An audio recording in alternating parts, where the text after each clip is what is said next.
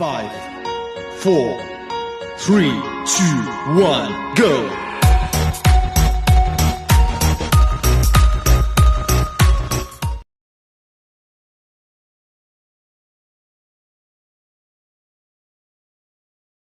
Hello, good day to everyone. By the way, my name is Jason Alisit, BEd student from GRC. Just remember, this video is for educational purposes only.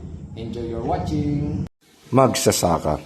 Sa araw-araw kong trabaho, ako'y nagmamaneho, gamit ko'y motorsiklo. Aking nakikita mga masisipag na magsasaka. Sa gitna ng palayan, sila'y nakayuko. Pagod at init ng araw, di alintana. Pagod nila'y dinadaan sa kanilang kwentuhan. Sa init ng araw, sila'y masisilayan.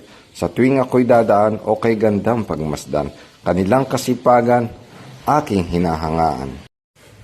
Init ng araw, hindi iniinda. Sakit at pagod ng katawan, hindi pinupuna. Masasayang ngiti habang nagtatanim, sa kanila'y makikita. Tila mga problema, isinasantabi nila. Kahit anong pagsubok, hindi umuubra. Kanilang sandalan, pamilyang maaasahan. O kay sarap tumira sa bukirin ng mga magsasaka. Yung matatanaw, magandang tanawin. Sila'y dapat hangaan at ating tularan. Kasipagan ay nagpapakita ng isang kaunlaran. Sa pagtatanim sila'y sabay-sabay. Sa hirap ng buhay sila'y nagdadamayan. Sa kanilang buhay ay walang reklamo. Bagyo man ay dumaan, hindi mahahadlangan. Patuloy ang trabaho hanggang dumating ang anihan. Hindi iniisip ang kita at magiging problema. Basta't pananim ay maging maayos at magkaroon ng magandang bunga. Sa kanilang trabaho ay may kasamang kalabaw. Kaloy ang ngalan katuwang sa palayan. Siya ay anak kong ituring dahil sa pagod at hirap, siya ay ang kapiling. Kaya huwag maliitin dahil kasipagan nila'y nakakaani ng mga pananim.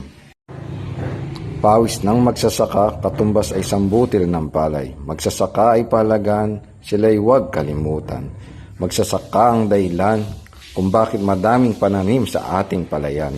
Ating mahalin at tingalain mga magsasaka, bayani ng agrikultura. Bigas na sinasayang sa kanila ng galing, pawis ng puhunan para magkaroon ng magandang ani. Magsasaka dapat parangalan. Magsasaka dapat huwag kalimutan. Magsasaka ating maaasahan. Magsasaka dapat ipagmalaki, hindi dahil sa kasipagan, pati sa pagiging marangal at pagkakaroon ng magandang kaugalian.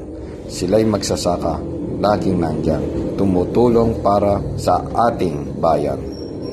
Basta't lagi po natin tatandaan, kung meron tayong kapamilyang magsasaka, atin silang ipagmalaki sa ating lipunan. Thanks for watching.